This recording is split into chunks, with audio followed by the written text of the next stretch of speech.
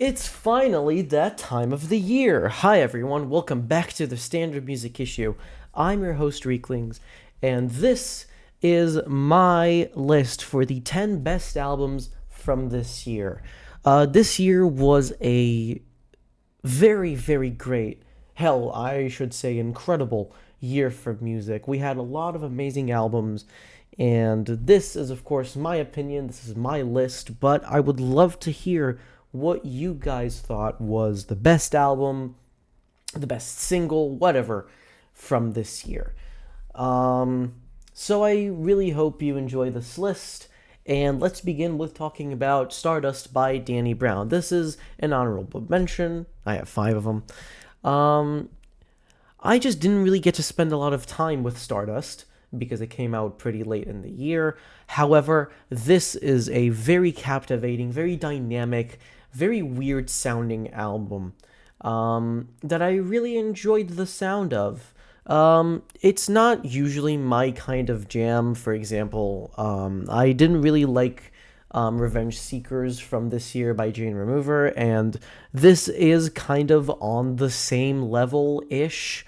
However, this is still a very great album, and I very much enjoyed it. I just wish I had more time to spend with it. It might have made the list if I did. Um, my goat is back. Mac DeMarco is back once again this year, finally with an album that is not an instrumental album or a 199 song compilation. It's an album called Guitar that I personally really enjoyed. I had a blast listening to this personally. Um, it's still not as great in my opinion as many of the other albums on my list. Pretty much every single album on my list outranked this for me, but I really did enjoy this one. It just sounded like Mac was relaxing, writing songs for the sake of writing them, and he really just delivered another enjoyable experience. And I really hope that he continues on doing so, especially now considering that he's handing out free unreleased stuff at his shows.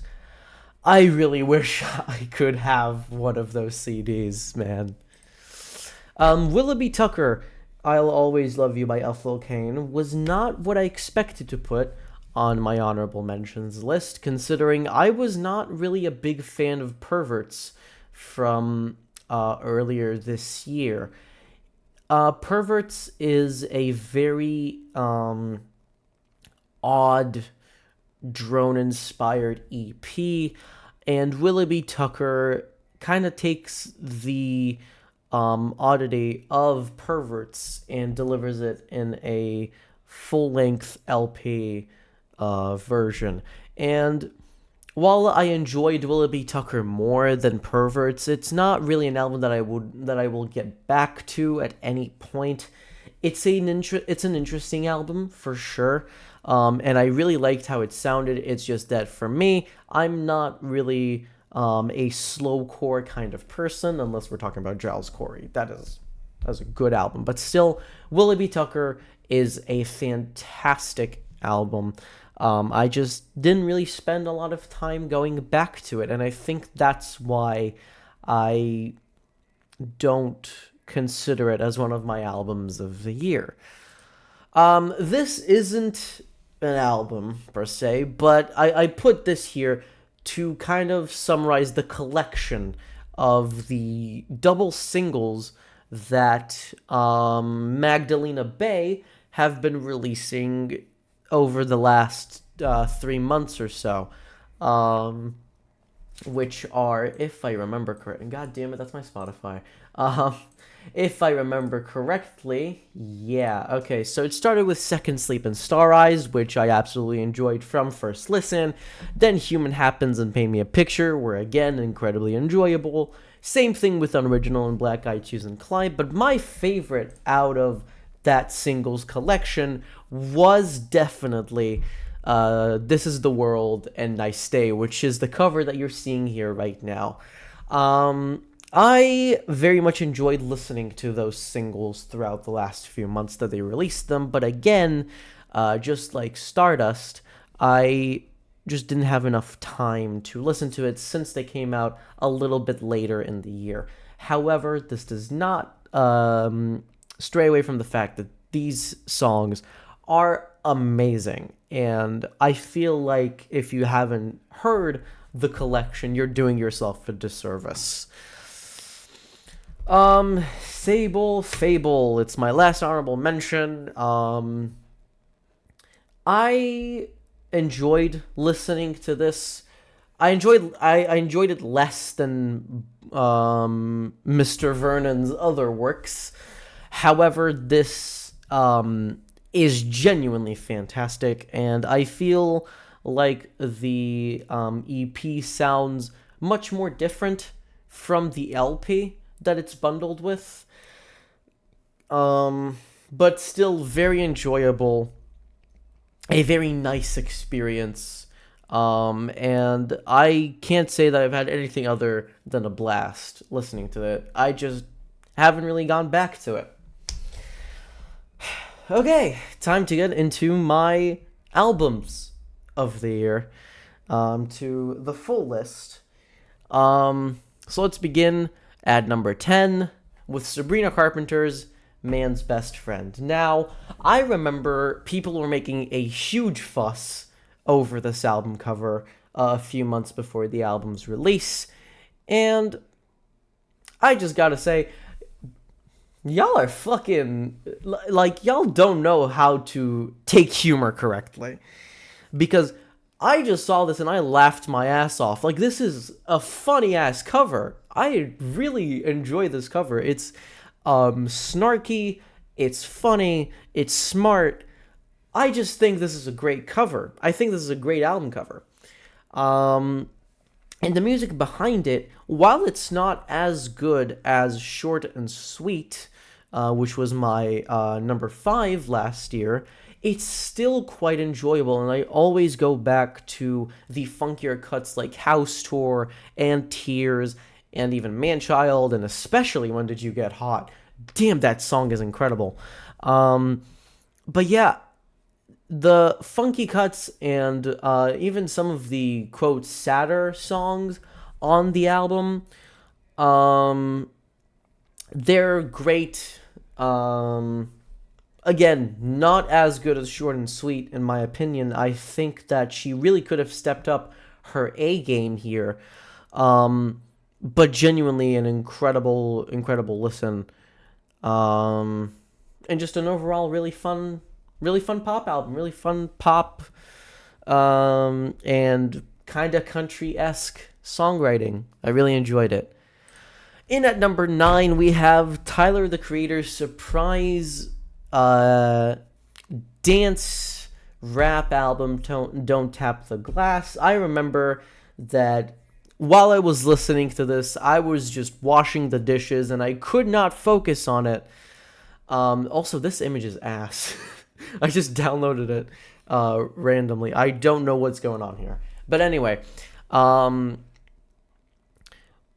I was just washing the dishes and I literally could not focus on doing it because I was dancing the entire time. This album is so fun. It is so fun. But it also gets really introspective towards the end. And man, I really enjoyed my time with this album. It's funky. It's hilarious at times. The beats are top notch. Tyler's really, he really struck the contradictory nature of going from such an introspective album like Chromacopia, which was my third favorite album from last year. I think either third or second favorite. Yeah, it was third. To going to such a fun dance album that I don't think he really could have done anything better with what he could have released this year. And I'm ready to not see this motherfucker for at least 4 more years. All right. In at number 8. Oh, I gotta zoom in. JID's God Does Like Ugly. Now, the Forever Story is an album that I really didn't get to listening to up until 2023, and the Forever Story is fucking amazing, man. Such great storytelling and writing and rapping, and God Does Like Ugly still keeps on that sort of trajectory, but with a little bit of a different approach. That isn't a bad thing per se. It's just different. And I think that for him to still keep on being fresh, him going towards this direction that he chose to go through on this album was very important, so that we just didn't get the Forever Story Part 2. I'm all for artists changing, whether it's for better or for worse. It at least acknowledges that they tried on doing something different and something that they are passionate about. And you can really tell that JID was really passionate about this project, and that makes me very, very happy. I enjoyed this album to death when I was listening to it on the plane back home from Italy, and I listened to it a couple more times. Community on here is fucking fantastic. So is the lead single Work, and You Ugly, and Skate is great too. But yeah, I really enjoyed this album. I do still think it is a tad bit worse than the Forever Story, but I genuinely don't think he should have tried to make the Forever Story Part 2, and he chose this, and I think it's great.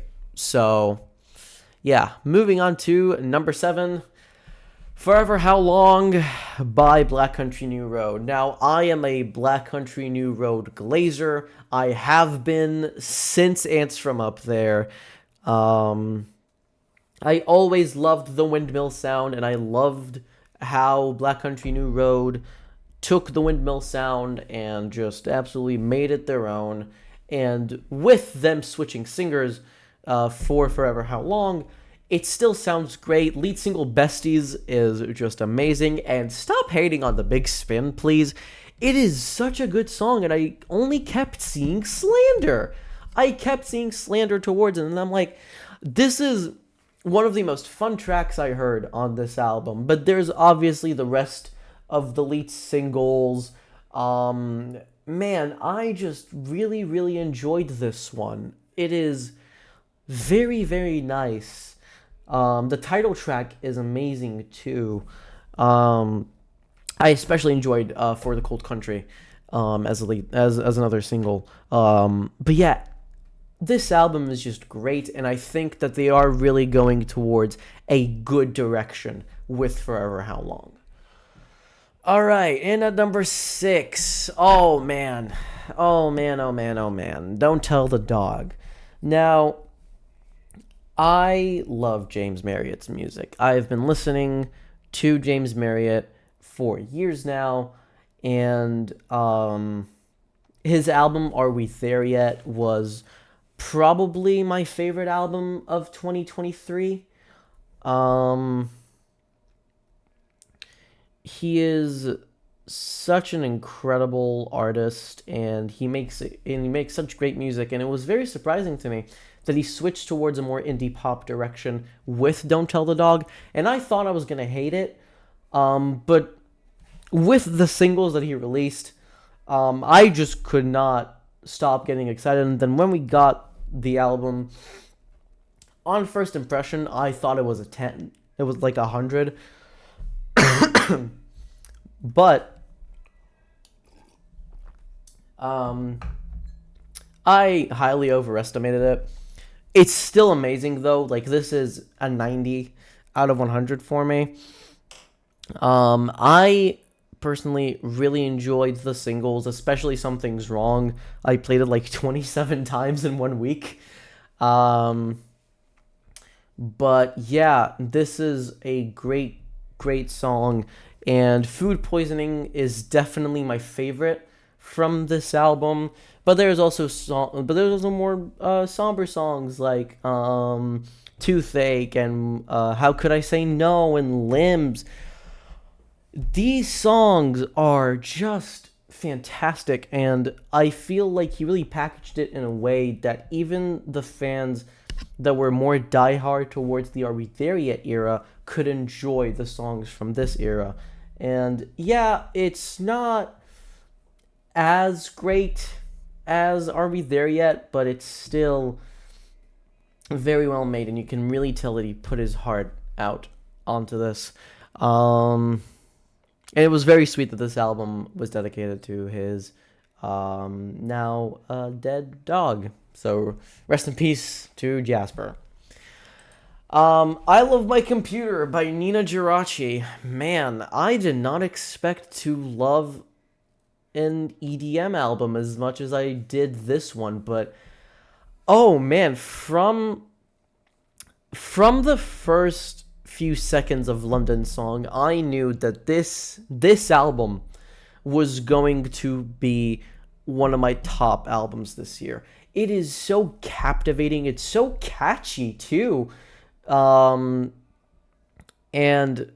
she really made this one of the most immersive listens I've had this year. Especially with that album cover, like, man, this album is fucking awesome, dude. It is very fast. Like, the songs are incredibly speedy, at least from what I could notice, and it is very overstimulating, but I think that's kind of the point. Either way, I love this album so much, and I really hope that whatever Nina does in the future, she will get more recognition for what she does, because she really deserves it. Man, this album is fucking awesome. Alright, in at number 4, obligatory Geese mention. I have to. I'm an AOTY user. Oh man, Getting Killed, dude. It is one of the most captivating, most interesting, weirdest albums I've heard this year. First off, I have been a D1 Geese Glazer since 3D Country. I've known of them since 2022 with Projector, which released the year earlier. But man, I love Geese. I love them. Cameron is one of the greatest vocalists of the 2020s, and no one can change my opinion on that. And this album just proved it more for me. The instrumentation is on point. The lyricism, as bizarre as it is so fucking good, man. It is so good. And just the dynamic that the band shares throughout these tracks brings me so much joy. It's genuinely incredible, and I really hope that wherever Geese go from here, they will succeed in whatever they do, because they fucking deserve it, man. They are so good, and so many people deserve to know more about them. Alright, and at number 3, we have Pain to Power by Maruja. I remember sitting down and listening to this album like it was yesterday. I was just sitting right here in this chair with my arms like this, covering my mouth, just sitting here in awe of what I'm hearing. Harry Wilkinson, man, he knows how to deliver a punch with his vocals and with his lyrics. He is one of the most interesting voices in this very niche hardcore section of rock music. And I've also been supporting Maruja for a while, since The Tinker, probably. Um, and this album, for being their first one, they fucking smashed it. They smashed it, dude. Songs like Look Down on Us and Reconcile, and especially Saoirse. Saoirse makes me weep every single time I listen to it. It is so beautiful and just so emotional, and this entire album just really calls for like unity, and it really really it caught me in a way that I didn't expect it to. It really latched on to me as the months have gone on, and I don't think I've really stopped listening to songs from here. I don't go back to the whole album, but man, I genuinely adore this album, and I don't think that I've heard another rock album as close um to this throughout this year. It is just so good. All right, in at number 2, we have Clipse. Let God Sort 'Em Out. One of my 2 10s, and I'm pretty sure you can guess what the other one is if you've been watching my channel. So I listened to this album while waiting for a train, and I couldn't really write how I felt about it,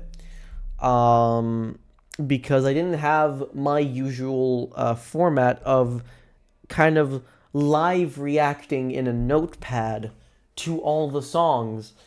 And still, I can tell you how I felt about this album in just 5 words.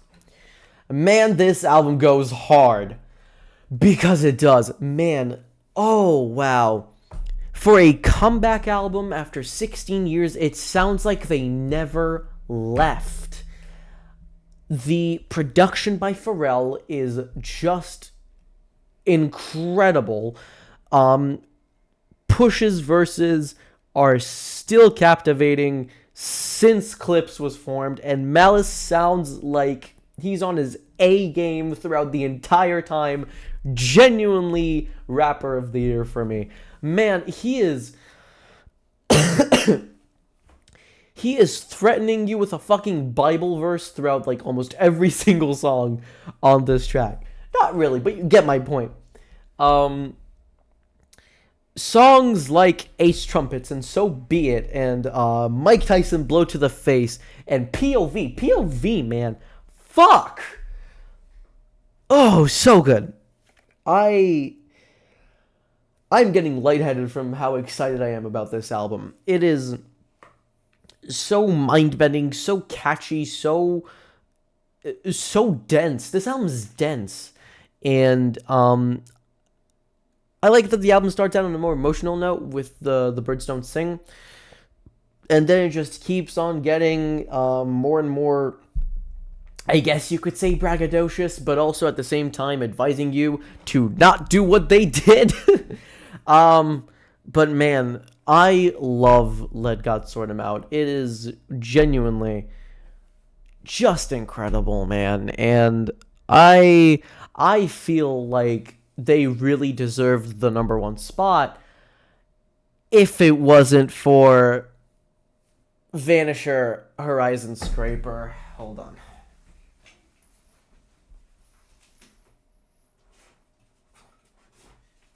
This is how much I loved it. I spent money on a vinyl. I spent money on a Vanisher vinyl, man. I don't think I can really explain in words again how much this album is perfect to me. My review on it that I did back in July, I think pretty much summed it up perfectly. But this album is just fantastic. It's not even like an album, it's an experience. And I know that sounds so cliche, but Oh my god, dude. I don't think I've ever had an album experience quite like Vanisher Horizon Scraper. It really is just that good. Especially when you have songs like Godstained on here. Godstained is on here. That's how you know an album is gonna be perfect. And songs like Thunder and That's Why and Dancing Without Moving and fucking Ruin My Life and No Questions Asked. I genuinely don't know how to put in words how perfect this album is. And I don't think anything I will ever say will do it justice. You need to listen to this yourself to get how good this album is. And, like, I play this album pretty much every day at this point. It's just so incredible. It's so incredible, man. And, yeah, I don't really think I have anything more to say. Those are my favorite albums from this year. Tell me yours in the comments. I'm really interested in seeing what you have to say. Thank you all for watching this almost 30-minute video. I hope you enjoyed, and I will see you all for my next video. Goodbye.